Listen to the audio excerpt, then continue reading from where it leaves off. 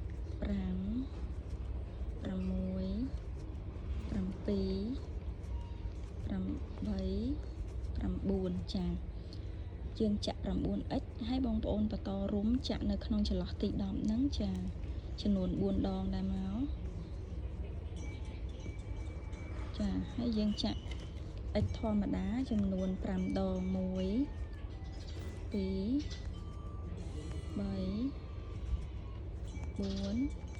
4 5ចាពេលដែលគ្រប់5ដងបងប្អូនរុំហើយចាក់ x នៅក្នុងចន្លោះទី6ហ្នឹង4ដងទៀត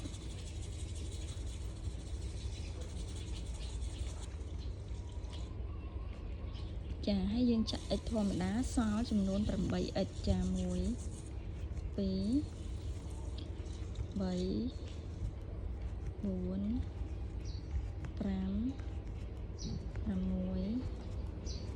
8 9 10ចាហើយយើងភ្ជាប់មកបងប្អូនចាបន្ទាប់មកបងប្អូនដល់វគ្គនេះបងប្អូនចាក់ A សុទ្ធចា A សុទ្ធជាងឡើងមួយហើយនេះបងប្អូនចាក់អញ្ចឹងមកចាយើងយកពី2បងប្អូនហើយយើងយកមកចាក់នេះយកមួយចំហៀងមកបងប្អូនចាមួយចំហៀងយើងចាក់ A សុទ្ធហ្នឹងរហូតទៅដល់ជុំវិញមកបងប្អូនចាយើងយកតែមួយចំហៀងមកយក2បងប្អូននេះយើងយក2អញ្ចឹងមកចា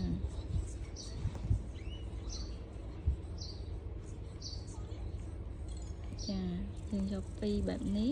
ហើយយកតែមួយចំហៀងបែបនេះចានេះ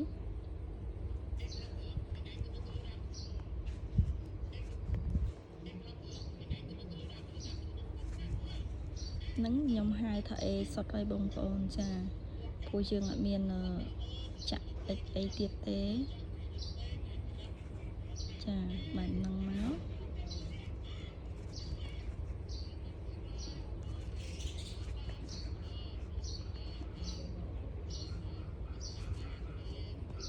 ចាហើយយើងឡើងមួយទៀតមកបងប្អូនហើយ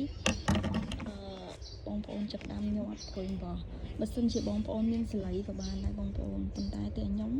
ប្រើបោះត្បាញអាវត្បាញអញ្ចឹងហើយខ្ញុំរូបអាវទៅវាមានភួយអំបោះហ្នឹងមកខ្ញុំយកមកញាត់ជំនួសសលៃអញ្ចឹងបងប្អូនដោយសារតែផ្ទះខ្ញុំសវោព្រោះខ្ញុំមកអាវត្បាញបងប្អូនចាដល់ពេលអញ្ចឹងហើយសវោណាស់ហើយណាមួយក៏កាត់ចថយកាត់បន្ថយការចំណាយដែរបងប្អូនចា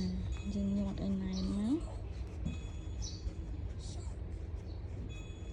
ចាពេលដែលណែនហើយយើងមើលសិនណែនប៉ុណ្ណឹងស្អាតនៅអីនៅចឹងណាចាបន្ទាប់មករួចហើយណែនហើយបងប្អូនមានសលៃញាត់ក៏បានដែរចាហើយចាប់ដើមចាក់បែបនេះមកបងប្អូនចាយើងលែងចាក់ដូចមិញហើយណាយើងយក2ដែរប៉ុន្តែយើងយកទាញមកឲ្យផុត2ទាញមកឲ្យផុតចា2ហើយទាញមកឲ្យផុតពេលដែលយើងយកពី2ហើយយើងទាញមកឲ្យផុតណាអត់មានបន្ថែម x មួយអីទៀតទេបងប្អូនចានេះ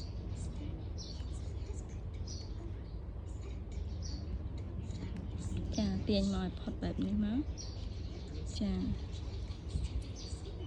នេះចាពេលដែលផុតហើយបងប្អូនកាត់ទុករាងវែងបន្តិចដើម្បីយើងទុកប្រវែងនេះអីទៅបងប្អូនចាប៉ុណ្ណឹងណា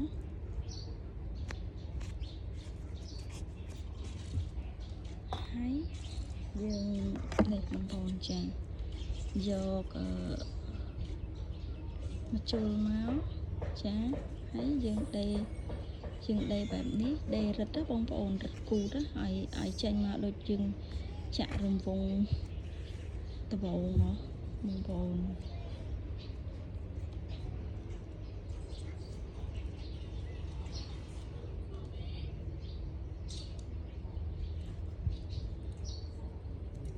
ស្លាញ់ណាស់ចាក់ចូលហើយបាយជាតែជាអញ្ចឹង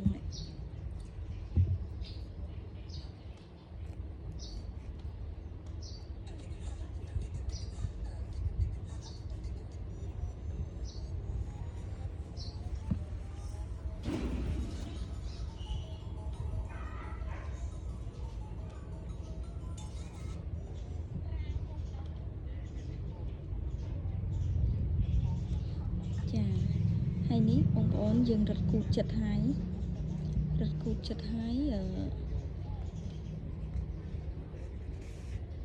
ចាបន្ទាប់មកយើងចាប់ផ្ដើមចាក់តាសៀដើម្បីយកនេះដើម្បី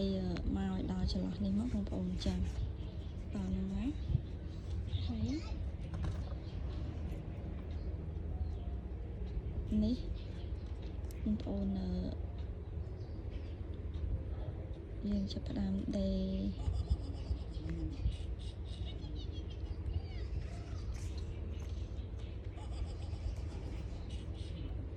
ចាយើងដេរឲ្យជាប់បែបហ្នឹងហើយបងប្អូនចាក់ចុះមកក្រោមវិញមកចាតែប៉ុណ្្នឹងណា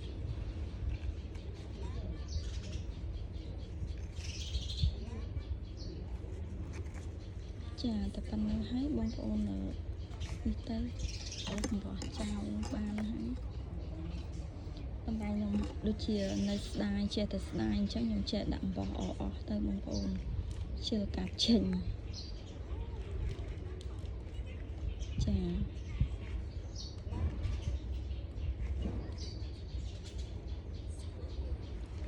ចាបែបនេះមក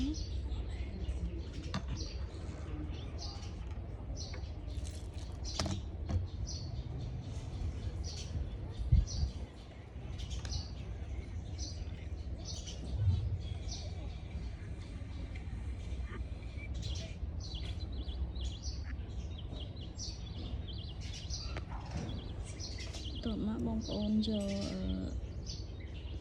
ចេះពណ៌ខ្មៅមក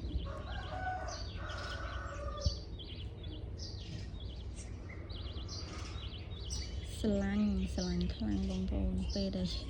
ដោតហើយពេលមុនហ្នឹងអត់អីទេដល់ពេលដោតតាក់ប្រោយ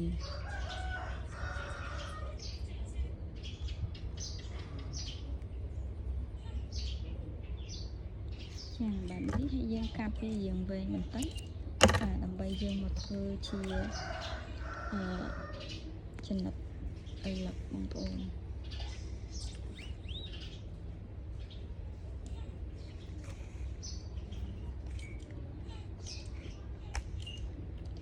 ចំណិតពេលដែលវែងពេកក៏អត់ស្អាតដែរបងប្អូន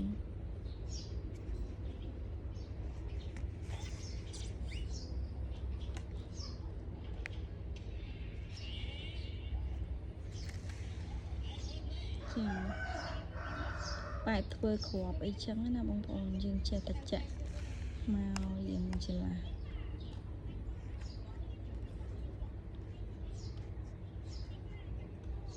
ចាអញ្ចឹងហើយយើងធ្វើគ្រាប់ជុំវិញហើយជុំវិញចំណិតអីអញ្ចឹងទៅជុំវិញមកបងប្អូនបើបងប្អូនប្រើស្លៃស៊ូរួល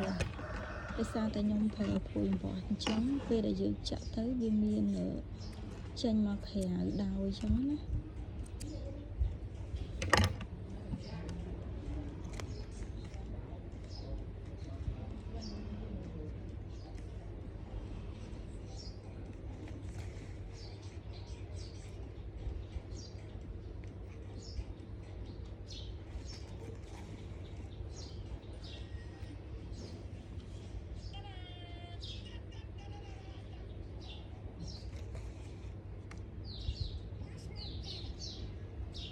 បងប្អូនយករៀងឆាត់ទៅបងប្អូនមិនស្អាត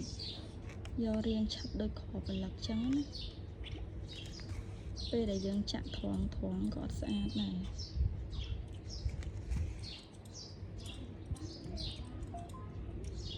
ចាបងប្អូនចាក់អញ្ចឹងមកលក្ខណៈធ្វើឆាត់មានគ្រាប់ប្រឡឹកវែងឆាត់អីចឹងណា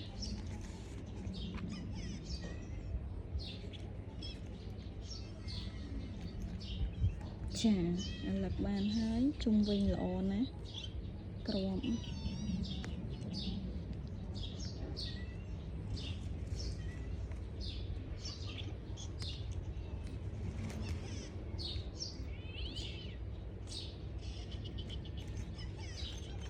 ចាបន្តមកបងប្អូនចាក់ចុះមកក្រោមណា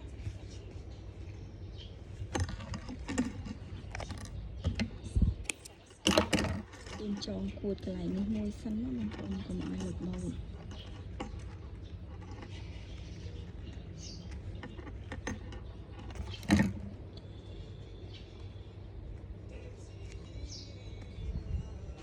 ចាហើយយើងរឹតបញ្ចូលមកបងប្អូន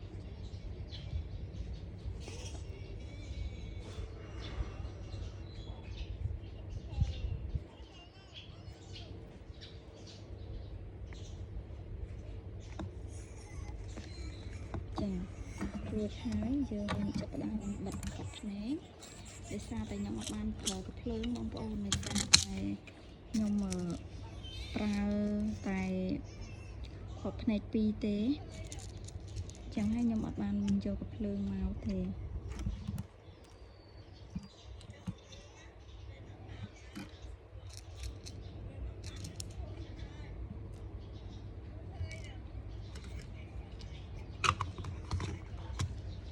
ចារួចហើយពេលបន្តមកបងប្អូនចាប់ផ្ដើមមើលនេះយើងមើលចន្លោះខ្ញុំសុំនេះសិនតែសារតែ2គ្រាប់ហ្នឹងបងប្អូនខ្ញុំអត់បាន